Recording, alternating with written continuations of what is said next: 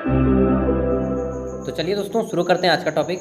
और आज का हमारा टॉपिक है हिस्ट्री सेमेस्टर 2 जेनरिक इलेक्टिव। जिन लोगों ने रखा है शॉर्ट में आप लोग जीई बोलते हैं, यह ग्रेजुएशन सेमेस्टर 2 का पेपर है और जीई का पेपर है जिसे जेनरिक इलेक्टिव बोला जाता है, इतिहास का। ठीक है, देखिए ये पेपर 2021 में पूछा गया पेपर है एक यूनिवर्सिटी के द्वारा, और समय आपको 3 घंटे दिए जाते हैं। फुल मार्क्स 100 होता है, जिसमें से 80 नंबर इस पेपर में दिए जाते हैं।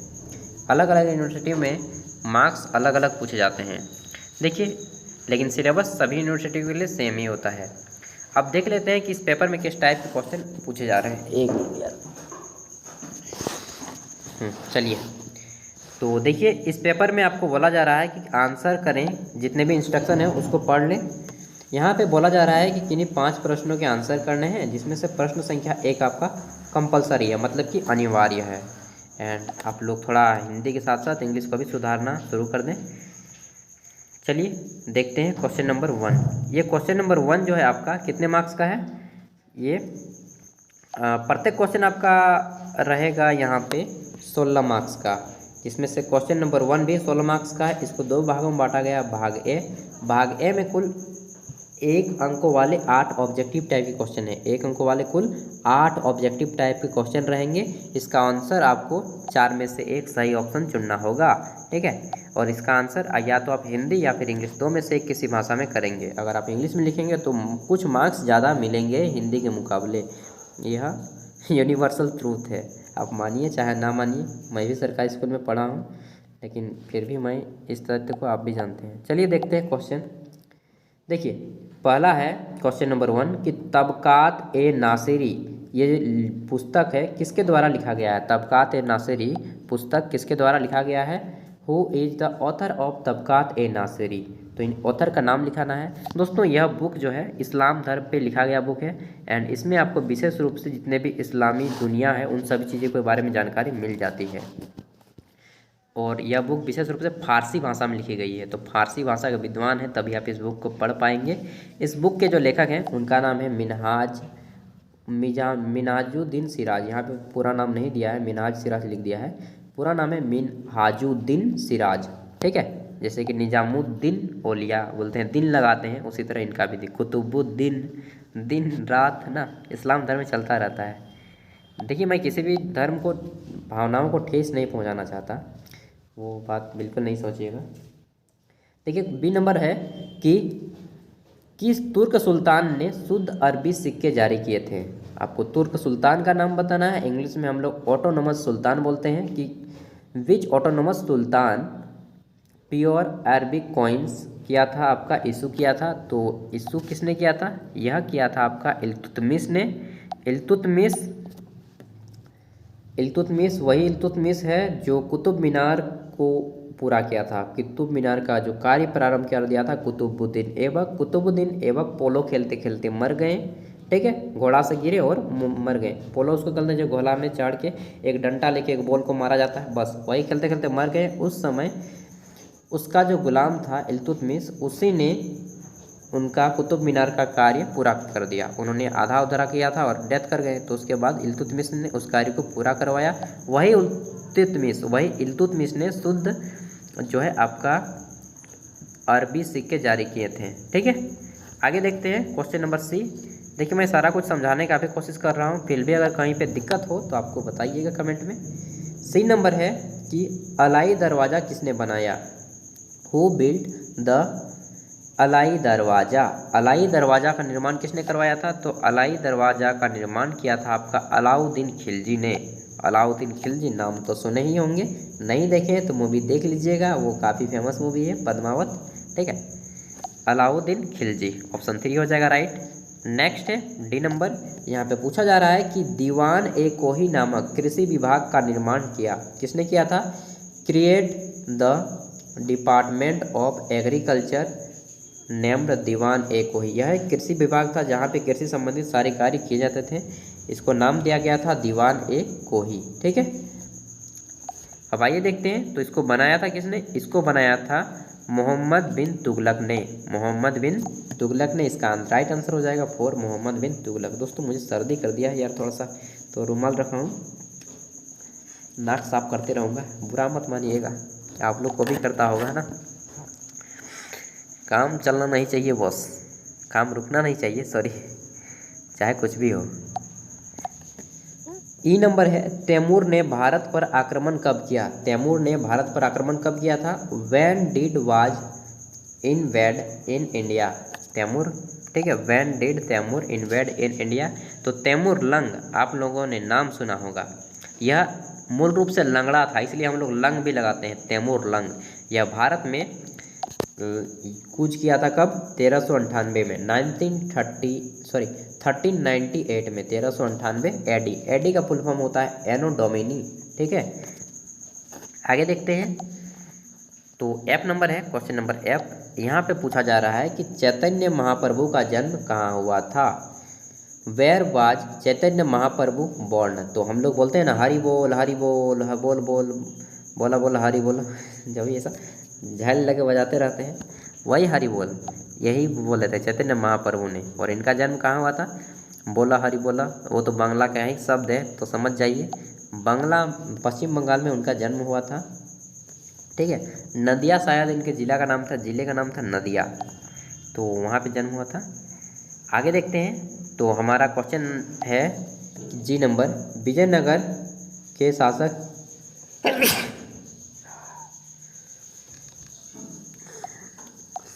अब क्वेश्चन क्या था हम लोगों का? Which city was established by Vijayanagar rural? Krishnadevaraya, यानी कि कृष्णदेवराय द्वारा कृष्णदेवराय जो राजा थे उनके द्वारा किस शहर का निर्माण करवाया गया था? नगर मतलब होता है शहर, ठीक है, सिटी। तो उन्होंने एक शहर का बनवाया था, उनका नाम था नागलपुर। क्या नाम था? नागलपुर, नागलपुर, ठीक है। ये हो जाएगा 3 नंबर राइट आंसर। आइए देखते हैं नेक्स्ट क्वेश्चन। हमारा क्वेश्चन नंबर एक्स है कि when did was battle of Talikota take place? यानी कि तालीकोटा का जो युद्ध हुआ था यह कब हुआ था? यहाँ पे प्लेस लिखा है यार, स्थान, और यहाँ पे डेट दे दिया है, ठीक है। तालीकोटा का युद्ध कब हुआ था?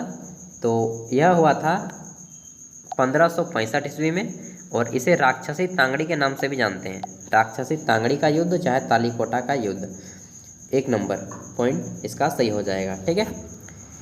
इसके साथ ही दोस्तों एनसीईआरटी के जितने भी कोर्सेज मैंने फिर से शुरू किए हैं, और ये क्लास 6 से लेकर के 12 तक के जितने भी होते हैं आपका, ये विशेष रूप से सोशल साइंस का एरिया, वे सभी कवर करवाए जाएंगे। चाहे आप किसी भी कॉम्पिटिटिव एग्जाम की तैयारी कर रहे हो, या फिर आपके घर में आपका कोई भाई बहन दोस्त वगैरह पढ़ाई कर रहा हो, ठीक है, एकेडमिक क्लासेस 6 to 12 के बीच में, तो उनको भी वीडियो सजेस्ट कर सकते हैं आप। चलिए देखते हैं, हमारा आता है क्वेश्चन नंबर 1 का भाग बी। यहाँ पे आपको 4 अंकों वाले 2 प्रश्नों के आंसर करने हैं, एंड प्रत्येक प्रश्न का आंसर आपको लगभग 100 शब्दों में करना है, इससे ज़्यादा नहीं लिखिएगा, 4 नंबर के लिए काफ़ी होता है 100 शब्द, ठीक है। तो देखते हैं क्वेश्चन नंबर, 1 मिनट, हाँ चलिए अब शुरू करते हैं। तो क्वेश्चन है कि केवल किन्हीं 2 प्रश्नों के आपको आंसर करने हैं। Answer short any type, sorry, answer answer बाहरी, यहाँ पे जो इंग्लिश लिखा है, answer short answer type question of the following. निम्नलिखित लघु उत्तरीय प्रश्नों के उत्तर दें, और केवल 2 ही प्रश्न हैं यहाँ पे, दोनों को बनाना होगा यार, 4 ऑप्शन में देना चाहिए इनको, 2 में से 2 ही बनाने हैं, दोनों बनाने हैं, दोनों कंपलसरी है, ठीक है। इसको नहीं बनाइएगा तो मार्क्स कट जाएगा, मतलब मिलेगा ही नहीं। पहला है role of the novels of Saltanat period, यानी कि सल्तनत काल में अमीरों की भूमिका क्या थी, उनके बारे में बताना है। मूल रूप से आपको व्यापारी के बारे में जानना होगा, क्योंकि व्यापारी लोग ही अमीर होते हैं, चाहे सल्तनत काल की बात करें चाहे आधुनिक काल की बात करें।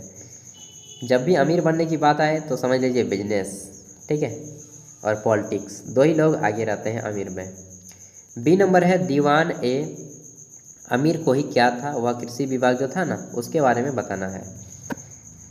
चलिए देखते हैं, अब आते हैं आपके 16 नंबर वाले प्रश्न, एंड इसका आंसर आपको लगभग 400 शब्दों में करना है। 400 से 450 शब्दों के बीच में करें, तब आपका आंसर एक आइडियल आंसर, यानी कि अच्छा खासा आंसर माना जाएगा। देखिए पहला प्रश्न है इसमें, कुतुबुद्दीन ऐबक के चरित्र एवं उपलब्धियों की विवेचना करें।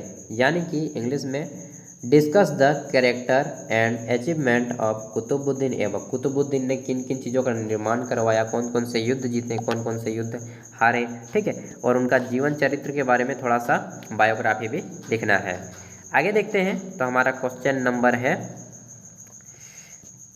3 और ये पूछा जा रहा है कि what were the main problems of Iltutmish, how he solve this problem. यानी कि इल्तुतमिश की प्रमुख समस्याएं कौन कौन से थी उसके बारे में बताना है कि उनके पास यही समस्याएं थी और वे उनका समाधान इस प्रकार से करते थे। ठीक है, ये क्वेश्चन पूछा गया है। अगला क्वेश्चन है क्वेश्चन नंबर 4। यहाँ पे पूछा जा रहा है कि right in brief the kingship theory of Balban. यानी कि बलबन के राजतत्व सिद्धांत अथवा राजपथ के सिद्धांत को संक्षेप में बताएं। उन्होंने ही अपनाया था लौह एवं रक्त की नीति। किसने अपनाया था? बलबन ने। उसके बारे में भी जिक्र करना है यहाँ पे, जिसे क्या बोला जाता है इंग्लिश में? लौह एवं रक्त, यानी कि आयरन एंड ब्लड बोला जाता है, उनके बारे में भी बताना है। अगला क्वेश्चन है कि यहाँ पे describe the economic reforms and market control of Alauddin Khilji. यानी कि अलाउद्दीन खिलजी के जो बाजार नियंत्रण थे या आर्थिक सुधार पर बाजार नियंत्रण नीति, उसके बारे में बताएं। उन्होंने एक ऐसा नीति जारी कर दिया था कि अगर कोई व्यक्ति अपराध करता है या फिर मान लीजिए कोई बाजार में डंडी मारता है, तो जितना डंडी मारा है ना उतने उसके शरीर से मांस को निकाल लिया जाएगा। समझ रहे हैं ना? अगर कोई अपराधी किसी का बलात्कार करता है तो उसको ही काट दिया जाता है। अगर कोई इसी तरह के था कि उसके हाथ कटवा दिए, पैर कटवा दिए, बहुत डेंजर नीति था इसका, तो उसके बारे में बताना है। अगला है क्वेश्चन नंबर नेक्स्ट, ये पूछा जा रहा है कि discuss Mohammad Tughlaq policy of transfer of capital and token of currency. यानी कि हिंदी में हो जाएगा मोहम्मद तुगलक की राजधानी परिवर्तन एवं सांकेतिक मुद्रा संबंधी नीति को बताना है कि उन्होंने राजधानी परिवर्तन कैसे किया करते थे और कहाँ से कहाँ तक किए हैं, इनके बारे में बताना है। साथ ही आपको बताना है कि उनकी जो नीति थी उसमें मुद्रा संबंधी सांकेतिक मुद्रा किस टाइप से चलाते थे और किनको ध्यान में रख के चलाते थे। आगे देखते हैं।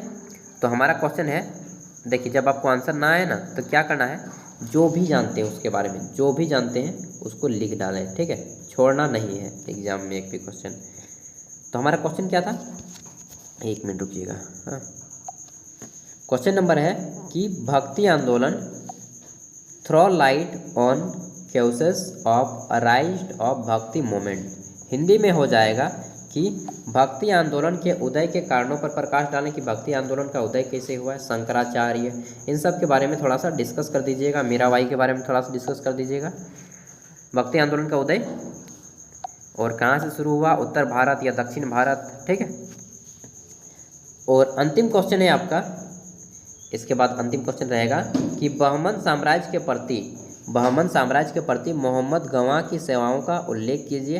यानी कि mention the service of Mohammad Gawan of Bahman kingdom. ठीक है, ये 16 मार्क्स का क्वेश्चन है।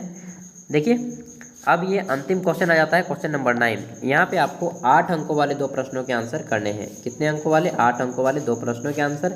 एंड 8 अंकों वाले क्वेश्चन का आंसर आपको 200 शब्दों में करना है, मैक्सिमम 200 शब्द, उससे ज़्यादा नहीं लिखना है। देखिए पहला क्वेश्चन है किन्हीं 2 का आंसर करना है। 4 आपको ऑप्शन में दिए गए हैं। भारत पर तैमूर के आक्रमण के प्रभाव को लिखें। तैमूर लंग ने जो भारत पे आक्रमण किया उसके क्या प्रभाव हुआ, कौन कौन सी चीज़ें हानि हुई या नुकसान हुआ, उन सब चीज़ों के बारे में बताना है। एक थोड़ा सा सोचिए कि यार वो लंगड़ा जो है भारत पे अटैक कर सकता है कैसे? क्या वो शरीर के बलबूते पे कर रहा है? उसके पास क्या शारीरिक क्षमता थी? नहीं। कहाँ पे था उसका क्षमता? यहाँ पे था, मेंटल। तो एक चीज़ ध्यान रखिएगा दोस्त कि जीवन में कुछ भी करना है ना, ये सबसे आपका मस्ट है कि यही सबसे ज़्यादा काम में आएगा। तैमूर लंग, लंगड़ा आदमी भारत पे अटैक कर देता है 1398 में, जब भारत में राजा महाराजा लोग रहा करते थे। ठीक है, तो इसको आप स्ट्रॉन्ग बनाइए। सच बता रहा हूँ, दुनिया में कहाँ से कहाँ पहुँच जाएंगे। हम सबको ये मेंटेलिटी सेट करना है, ठीक है, क्योंकि brain power is the main power. आगे देखते हैं। तो हमारा क्वेश्चन है कि what do you understand by Sufi common what were their sermon, यानी कि सूफी संप्रदाय जो है, सूफी संप्रदाय से आप क्या समझते हैं, इनके उपदेश क्या क्या थे। तो सूफी संप्रदाय उन्हें कहा जाता है जो कि जैसे कि मुस्लिम धर्म में, हिंदू धर्म में जो साधु होते हैं उनको साधु कहा जाता है, और मुस्लिम धर्म में जो साधु होते हैं ना उनको सूफी कहा जाता है। सिंपल सा बात यही है कि मुस्लिम धर्म के साधुओं को सूफी संत कहा जाता था, ठीक है। जैसे कि निजामुद्दीन औलिया, एक मिनट सर्दी कर दिया यार, क्या बताऊं दोस्त। हाँ, मेडिसिन वगैरह खाएं फिर भी ठीक है, समय के साथ सब कुछ होना भी चाहिए, ठीक है, नहीं तो मशीन की तरह चलते रहेंगे तो कैसे होगा, मशीन भी ख़राब होता है, हम लोग तो आदमी हैं। सी नंबर है, 3 ही ऑप्शन देंगे, 3 में से केवल 2 को ही बनाना है। अमीर खुसरो पर टिप्पणी लिखें, एकदम अच्छा क्वेश्चन है। अमीर खुसरो को तूतीय हिंद यानी कि हिंद का तोता कहा जाता है, और ये एक ऐसे बताएं वैसे पर्सनैलिटी थे, ऐसे व्यक्ति थे जो कि लगभग सभी व्यक्ति इसको पसंद करते थे, अमीर खुसरो को, ठीक है। तो इसके बारे में आप बता सकते हैं, राइट अ कमेंट ऑन अमीर खुसरो। अमीर खुसरो के बारे में कमेंट कीजिए, और हमारे वीडियो के बारे में भी कमेंट कीजिए कि आपको यह वीडियो कैसी लगी एंड कौन सी चीज़ें नहीं समझ में आई या सभी चीज़ें समझ में आ गई, ठीक है। कुछ भी डाउट हो तो आप हमें कमेंट करके पूछ सकते हैं। साथ ही इसके बाद AICC का जो पेपर होता है उसे भी आप देख सकते हैं। क्वेश्चन पेपर एंड सारे स्टडी मटेरियल आपको यहाँ पे अपलोडेड करा दिए गए हैं, एंड सब्जेक्टिव फॉर्म में भी ऑब्जेक्टिव फॉर्म में भी, आप जिसमें चाहे पढ़ सकते हैं। एंड दोस्तों मैं बता सकता हूँ कि आप लोग अच्छा खासा मार्क्स ला सकते हैं इसे पढ़ के। मेरे जब AICC का पेपर हुआ करता था उस समय 40 में से मुझे 32 नंबर मिल जाते थे, 32, 31, 30 यहीं तक मेरा राउंडिंग रहता था। क्योंकि देखिए आपको जब पढ़ाता हूँ ना तो मेरा भी रिवीजन हो जाता है, मतलब मेरा तो ग्रेजुएशन कंप्लीट हो गया उस टाइम से। चलिए कोई बात नहीं, अच्छे से पढ़ें एंड ऑल द बेस्ट मेरे ओर से। एक भी एग्जाम में क्वेश्चन ना छोड़ें, फिर भी कुछ दिक्कत हो तो कमेंट करके पूछ लीजिएगा, चाहे आपको क्वेश्चन भिड़े या ना भिड़े, इसी टाइप के क्वेश्चन पूछे जाएंगे एग्जाम में, ठीक है। तो ऑल द बेस्ट, सबका तैयारी करके जाएं।